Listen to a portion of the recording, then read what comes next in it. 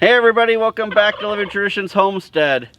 Well, there are some crazy things going on in the world right now. Not only with this coronavirus that is going around, but with the weather as well. I don't know if you guys are having crazy weather where you're at, but here where we live, things have just been crazy since the beginning of the year.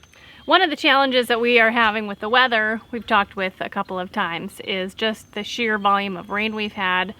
Since the beginning of the year, we've had about 15 inches of rain, maybe more because of yesterday. I think about 16 inches now. And so that is starting to affect us. We talked about in one of our previous videos that we're afraid that if things don't dry out pretty soon, we're not going to be able to plant in the ground.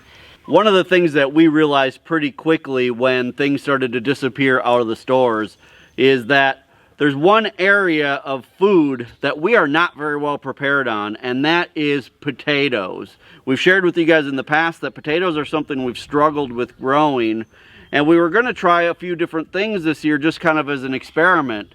But now, because they're actually gone out of the stores, and in fact, we normally order organic potatoes through Azure Standard, and we had an order placed for them and just found out a couple days ago that they're not going to be able to supply them. It's kind of making us freak out, and we're realizing that instead of just doing some experimental things this year with potatoes, we really need to try to grow a lot of potatoes this year. And we're hoping that what we're going to work on today is going to be the solution for us.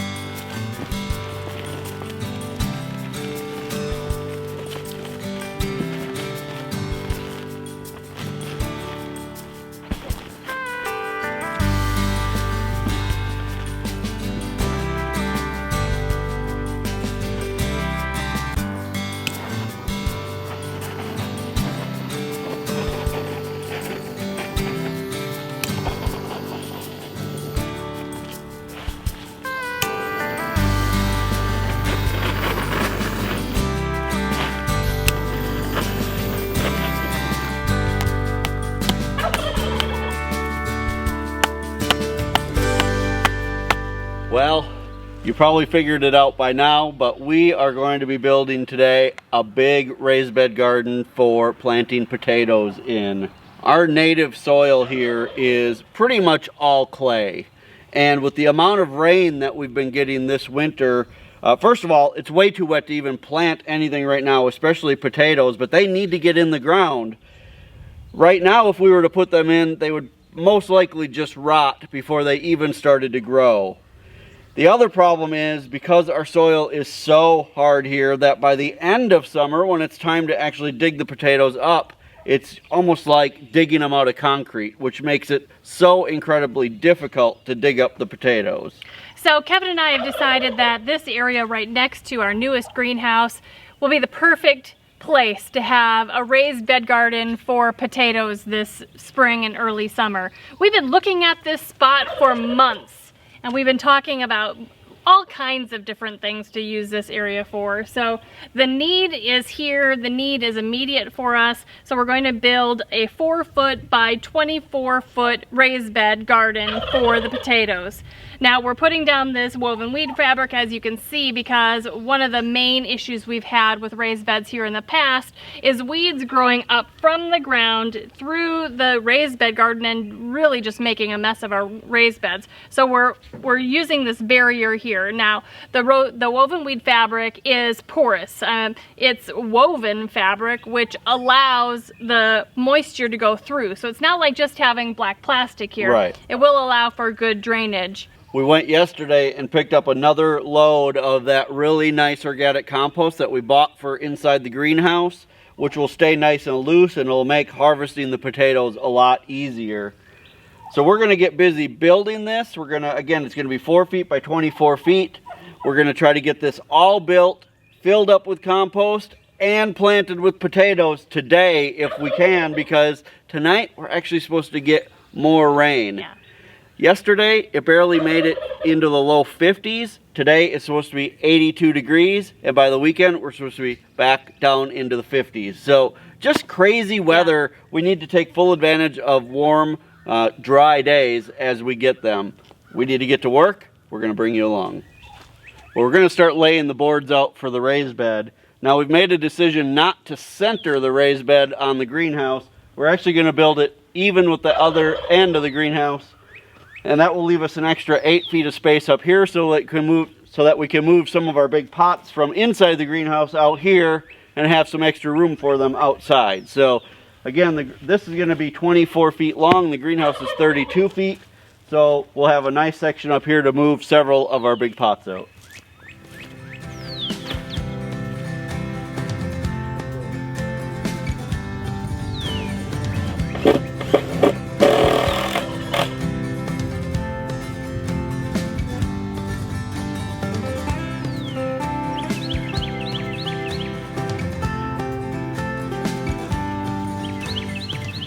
We are dealing with some uneven ground here.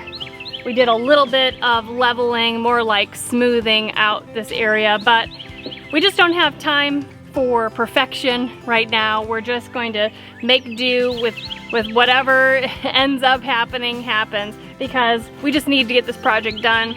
We need to get our potatoes planted.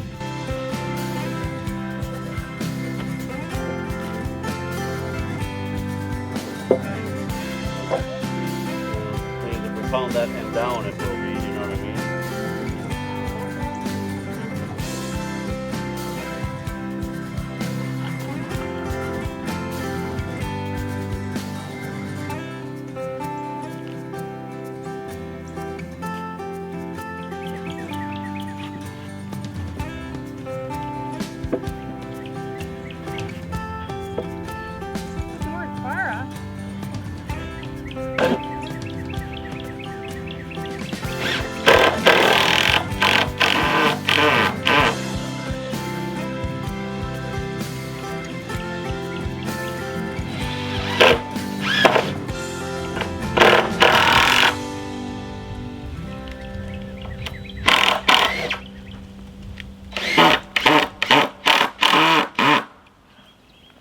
Alright, we've got the basic frame of the raised bed built. Nothing fancy at all. Now again, because we're working on kind of a piece of ground that goes like this, I just did a step down right here, and it just won't be a big deal. The potatoes aren't going to care if this raised bed is perfectly level or not. I guarantee it. So I'm still going to reinforce the corners with some pieces of 2x4 just so those are good and strong, and probably put a couple stakes along the edges to hold everything kind of square. And then it's time to start filling this up with that great organic compost. Well, we've got the raised bed completely built now. I reinforced the corners with some 2x4s, and then I went around the edges and I put some stakes. I drove these into the ground about 18 inches or so, and then screwed those to the sides. So it's nice and sturdy. Again, we're not going to put a ton of soil in here. I mean, this is only about 9.5 inches deep, so it's not like there's going to be a lot of pressure. It'll be just fine. Now we're going to get ready to start filling it. I'm hoping that I'll be able to fill this with the tractor and just scoop compost out of the trailer and bring it over. That will save us a lot of time, so we don't have to shovel it all by hand. We'll just have to see how far up into the trailer I can get with the bucket of the tractor. So let's head over and see what we can do.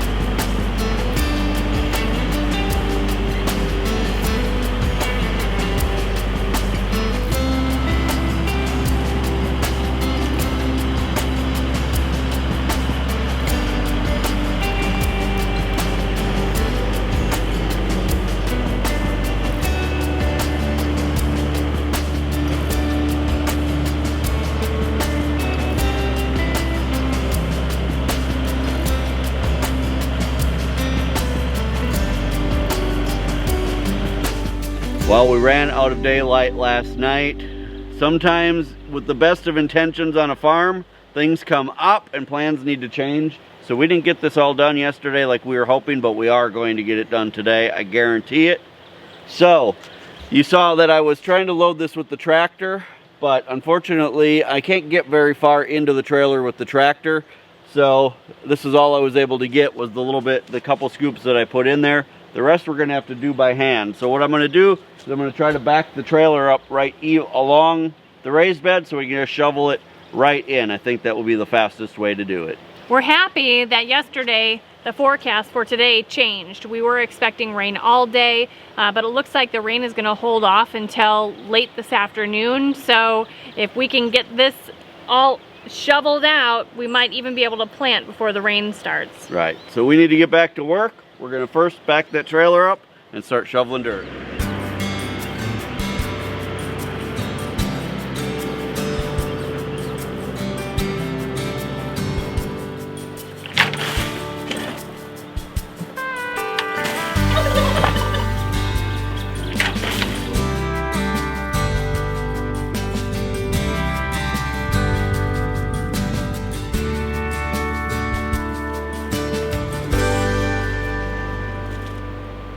Well, the raised bed is completely built, filled up with compost, and almost ready to be planted. But there's a couple things we wanted to talk to you guys about before we start planting our potatoes. The first is, you may have noticed, or those of you who are really observant, I guess, would notice that by this time most years we've got our first greenhouse full of plant starts. Last year we started somewhere between 2,000 and 3,000 plants by this time of year, so that we'd be ready for the farmer's market this spring. So you may have noticed that we haven't really shown any plant starts in that first greenhouse, and that's because there aren't any. Right, well, there aren't many. There's a few in there for us, the things that we will need for our gardens this year. But as far as the farmer's market goes, we got word a few weeks ago, or a couple weeks ago, that the farmer's market here, our local farmer's market that we always attend, is being postponed, possibly canceled for the summer, but for sure postponed. And because our main thing at the farmer's market is selling plant starts in the early spring, we've decided that this year we just can't be attending the farmer's market. There's a lot of work and a lot of money that goes into starting and preparing all of those plant starts for the farmer's market, and if there's a chance that we won't be able to sell any of them, our time and energy and money are better spent preparing the plants and preparing our gardens for growing for our family. So you know, we're disappointed that we're not going to be able to sell at the farmer's market this year. And well, and it's a loss of income for the homestead, which right. does make a big difference. Right. So this year, you know, we're sad that we're not going to be able to be there, but we had to make a decision, and we just need to concentrate our efforts on the things that are going to grow food for our family. Right. Yeah, we really feel like this year is more important than ever to be growing as much of our own food as we can. We say that every year, but if you're watching what's going on in the world, not only with this virus, but with some of the aftermath of the virus, where countries around the world are stocking up, they're actually stockpiling food within their own countries instead of shipping it, a lot of it to us. That, along with some of the crazy weather that's been going on throughout our country, there is a real danger of food shortages this year, and I hope you guys are all taking that seriously. I know that we are, and it has really upped our efforts to try to get as many things in the ground as we can. Now there are a couple other things that are affecting us as far as the coronavirus goes. We want to talk with you about two more just really quickly. As we're talking about things being postponed and canceled, we got word a couple of, maybe a week or two ago actually, that the Baker Creek May Planting Festival that we go to every year, last year we spoke there. The last couple of years we've gone there to meet a whole bunch of you. This year that is being canceled, and we're sad about that. We were really looking forward to having an opportunity to meet a bunch of you, but we're not going to be able to be there obviously this year.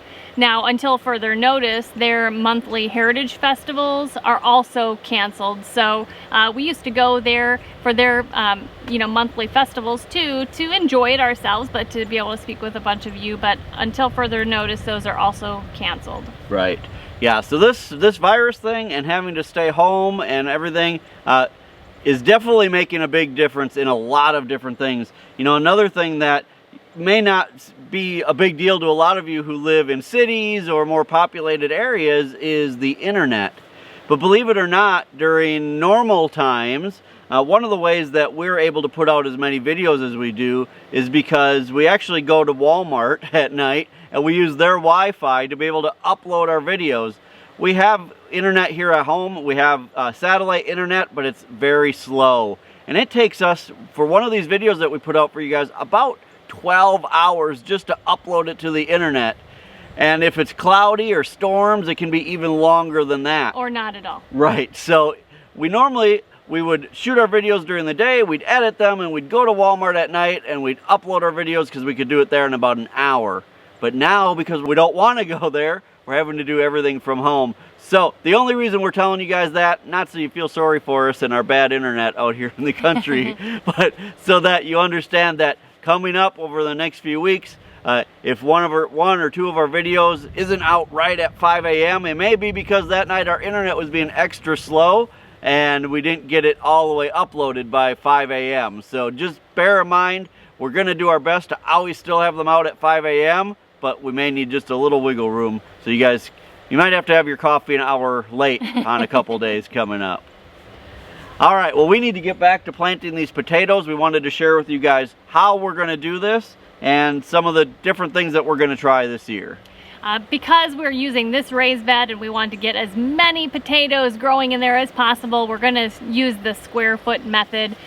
We have a seed square that we used in the greenhouse and we really like that, but I don't think that is necessary for this. We're going to be planting one potato piece per square foot.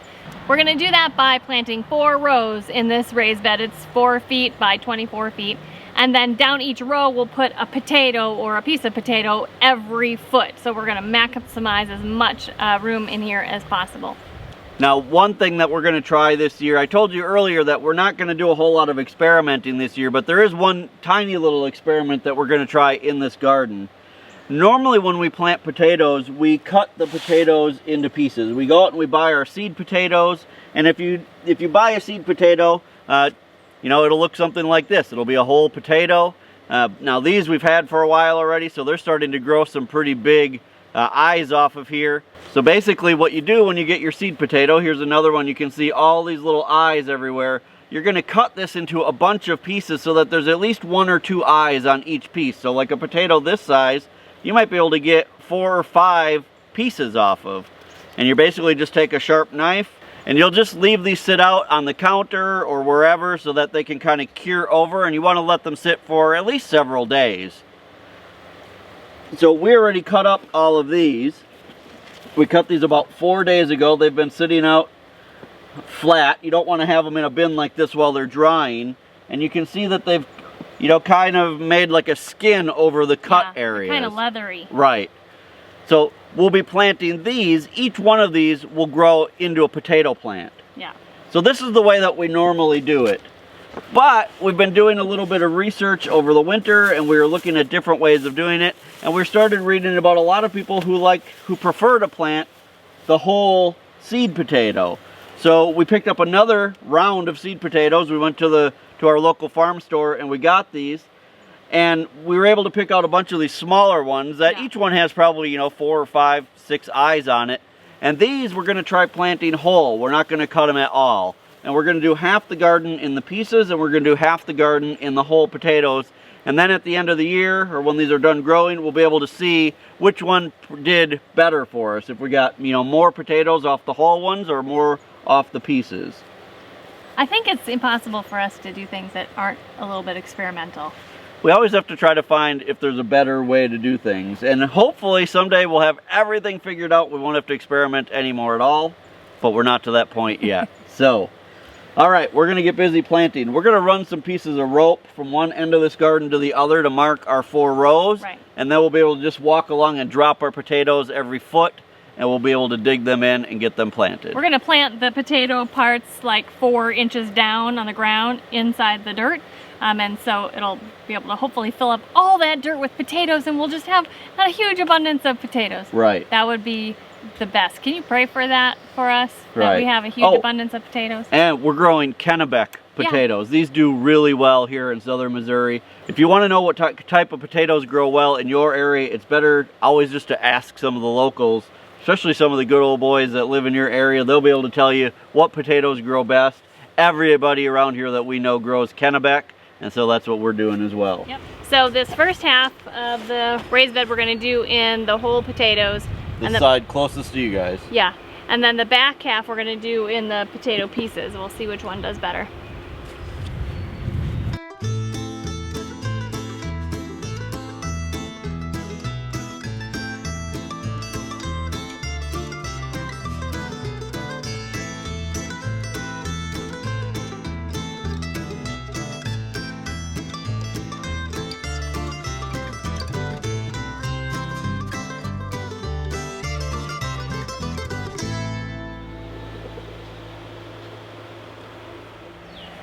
This soil is so loose I can just dig down with my hand and plant these potatoes. So I'm going to look at each one of these potatoes first and see where the eyes are.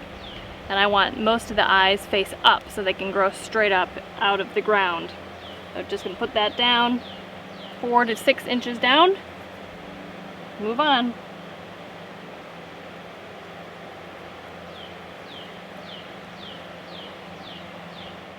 So we're going to do the same exact thing for the cut ones. We're just going to dig down. Now most of these, because we've had these longer, have pretty significant eyes growing already. So when you see that, you definitely want to put that face up.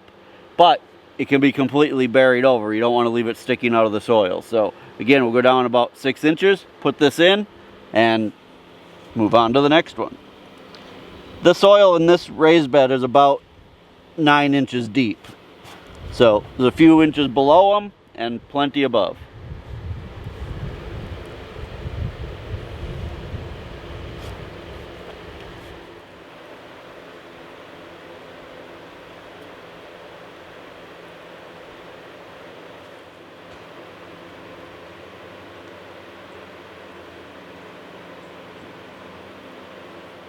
Well, the potato garden is all done. Built, planted, and now we just need to wait for them to start growing.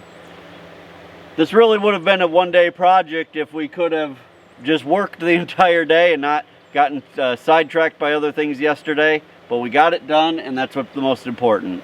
We have a bunch of seed potatoes left over, so we're gonna look around and be creative and see if there are places that we can either plant in buckets or resurrect some of our old raised bed gardens. But it was really important for us to get a head start, get this thing completely planted so we can start growing some potatoes. These are not going to be enough for our entire family for a year, so that's why it's important for us to continue looking for more places to plant them. When you start growing a lot of your own food, you realize just how much you go through and how much you need if you're going to try to grow it. So it is important for us to continue looking for more places to plant potatoes. So we'd love to hear from you guys. What kind of extra things are you doing this year that maybe you haven't done in the past, or are you increasing things? Or do you think none of this is a big deal, it's all just going to blow over and we should just go on with life as normal? We'd love to hear from you and see what your thoughts are on everything. For us, we're staying here on the homestead and we're working as hard as we can to grow food for our family. Hey, if you're enjoying our videos and you are enjoying what we're doing here, we sure would love it if you'd hit that subscribe button.